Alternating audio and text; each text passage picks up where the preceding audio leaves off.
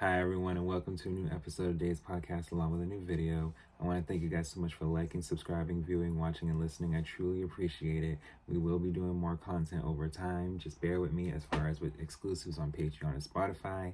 I have, however, been able to make a great spreadsheet and just update as much as I can to learn all of what I'm going to be able to provide for us. It's important.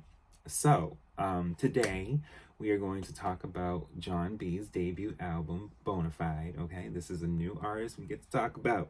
So let's get into it.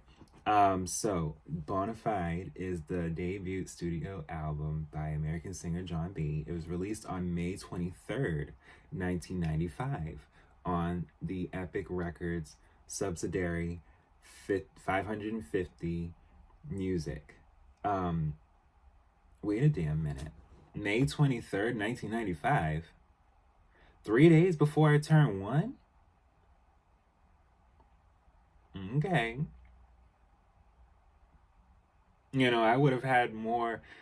Well, I can't say too much because a year prior, on May 24th, before I was born, Aaliyah came out. So it was like I couldn't really.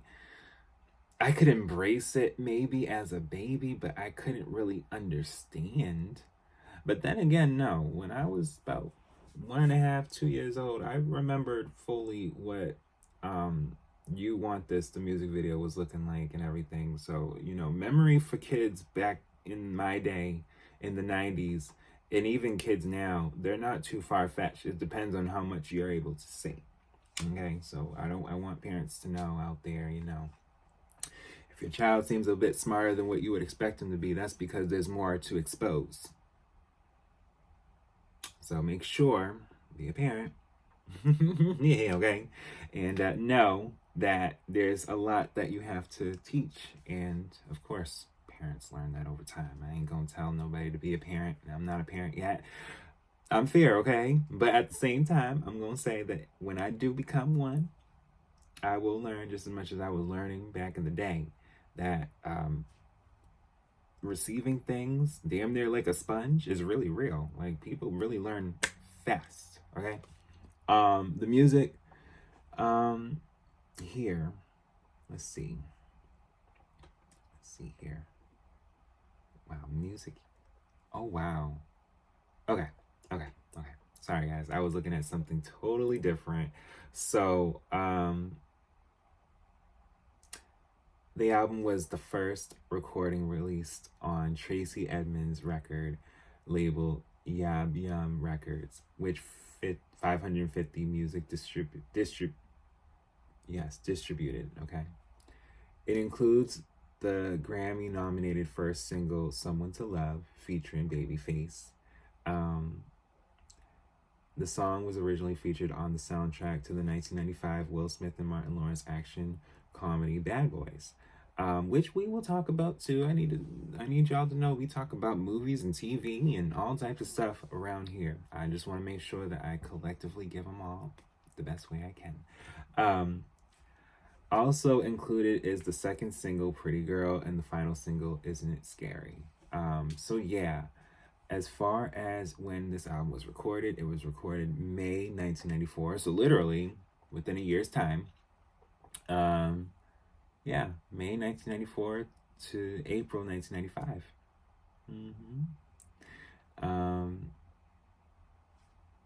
Let's see here. AllMusic described the songs on the album as sweetly sung paeans to the late night nasties, pure acts of musical seduction. Bonafide is a mix of dance tunes and ballads with slinky beats and shadowy moods that suggest late nights in a jazz or blues club. And that was one thing that I really enjoy and do still enjoy, as far as Jon B, and among a lot of R&B artists that kind of tap into like blues and jazz when it comes to their songs, because that's still very much relevant. And I love classical music, which I would love to take the time on this channel to dive deep more into classical music, jazz, and blues, and things like that. Because you would be surprised at the things that are sampled.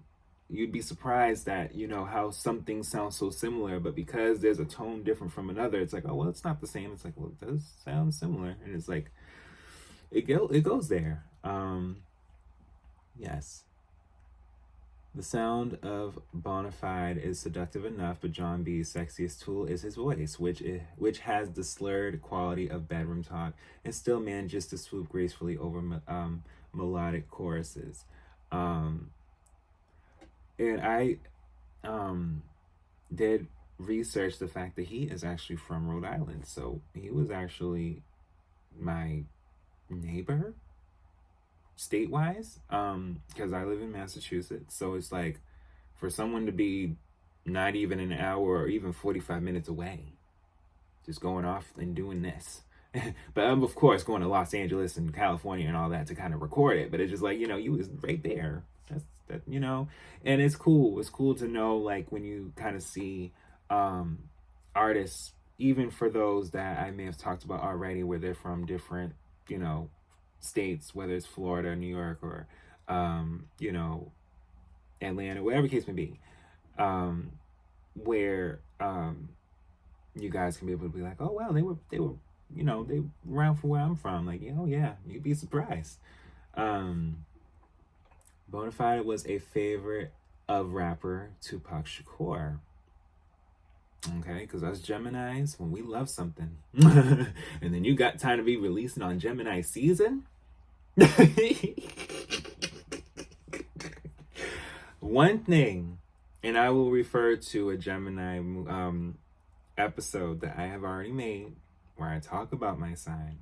One thing that you will notice about a Gemini, no matter what Gemini you look at on this world, even me, one thing that you will hear us do is tell you something we may do. Now, if we do it, that's one thing. If we don't do it, that's another. That is when you can decide on the type of Gemini that you can see and who you're around. Because there's most Geminis that will do it. And then there's some that won't, because you'll realize later on they didn't have to do it at that time. Okay? There's a difference. It's not so much that we won't do something. We may not do it now. We may not do it later. Or better yet, we may have already did it. You never know. But it's never in a bad way. In most cases. Don't try a Gemini. Just kidding. But yeah, Tupac, he was one of those people, just like Biggie and just like Kendrick and just like okay, Lauren Hill don't be around too many people either. Just we know who to know. Okay, just let me just refer to the Gemini video episode whenever you guys get a chance.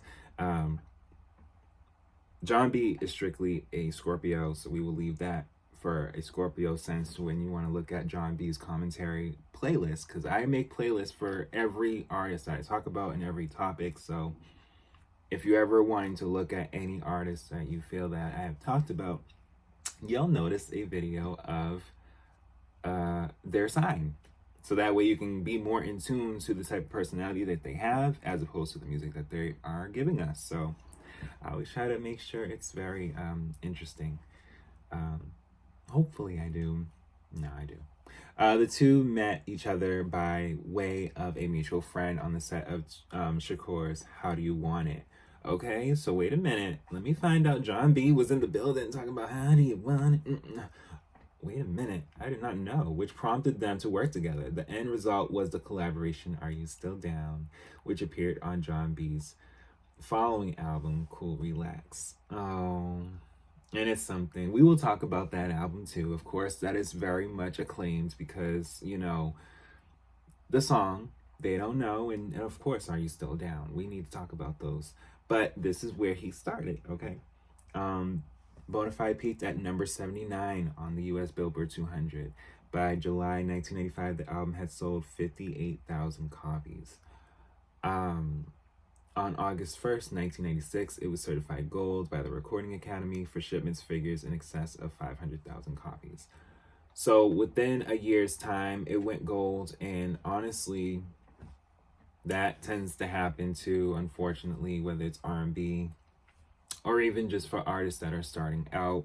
A lot of times they may not get the recognition or enough marketing or enough of a sense of being able to um, do more to promote. Okay. Um, and I can't say that that's fully the issue here. I think that, debuting at number 79, I have been saying, and I do mean when I say that if you're in the top 40, it's not too bad because you're really seen. I feel like 79 is like he's seen, but not as seen, you know? In the top 40, like, no, you're being seen because it can grow to you being, towards the top 20 over time if you're really out there and going off. But yeah, as far as the track list goes, let's see. There's track 1, which is Bonafide. Track 2, okay, yes, Jonathan Buck. He wrote that himself. Yes, track 2 is Simple Melody featuring Bootsy Collins. Track 3 is Love is Candy. Track 4 is Mystery for Two. Track 5, Someone to Love featuring Babyface. Track 6, Time After Time. Track 7, Overflow. Track 8, Pretty Girl. Track 9, Pants Off. Track 10, Isn't It Scary? Track 11, Burning for You. Track 12, Gone Before Light. Track 13, Love Don't Do. Okay. So yeah, there was 13 tracks. And as far as with the chart performance, yes, he was at number 79 on Billboard 200. And the US top R&B hip hop albums, he was number 24. So he wasn't doing too bad, but by the end of the year, he did not chart anymore. There had been more albums that had released, and then of course 96, we're having people come out left and right. In 97 too. So yeah, I gotta say this wasn't a bad album, but it was, like I said, for a few artists, their start.